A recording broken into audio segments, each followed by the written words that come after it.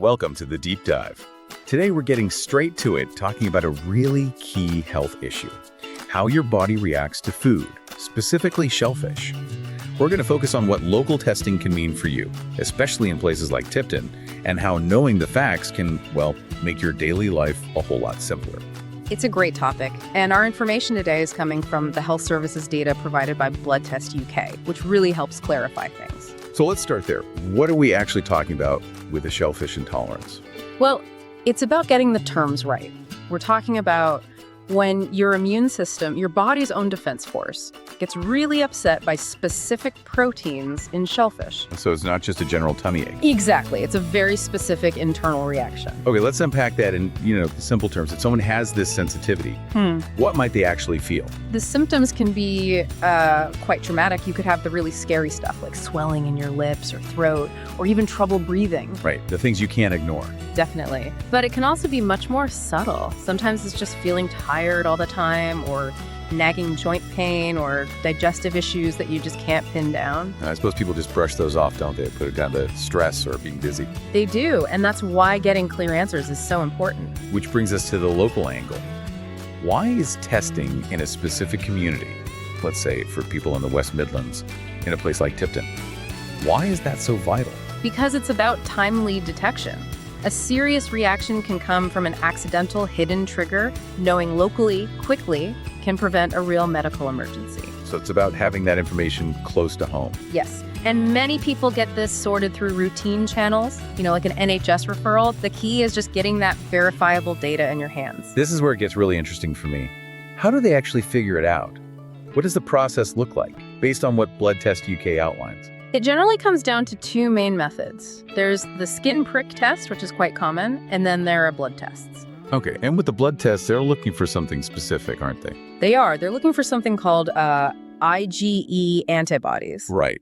Let's pause there. IgE antibodies. For anyone listening, what on earth are those? Good question.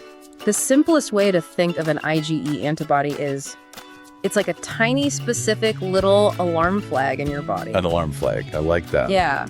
If your body creates these little flags whenever shellfish proteins show up, it's proof that your immune system has been, sensitized. It's on high alert.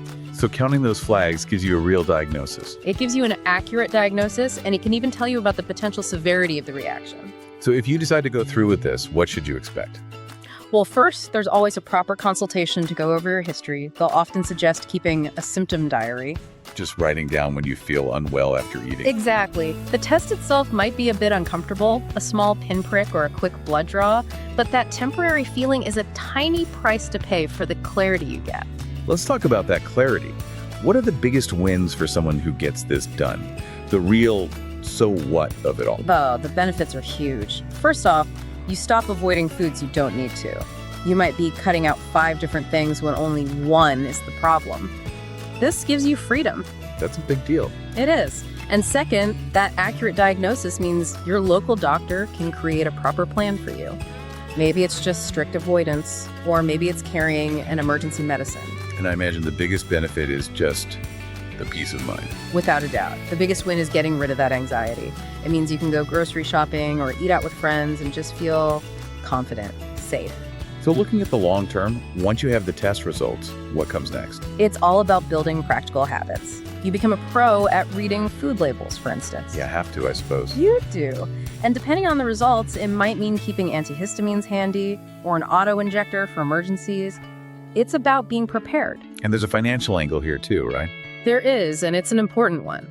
Identifying this early on can save a lot of money down the line on emergency care for severe, untreated reactions. It's just smart, long-term planning for your health. Before we wrap up, you mentioned genetics earlier.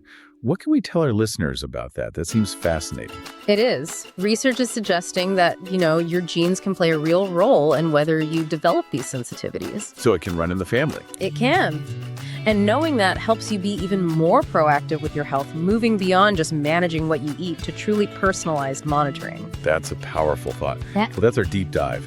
It's clear that understanding your health really starts with getting precise information from trusted sources like Blood Test UK. Absolutely. If you even suspect you have an issue, my final thought is this: talk to a professional.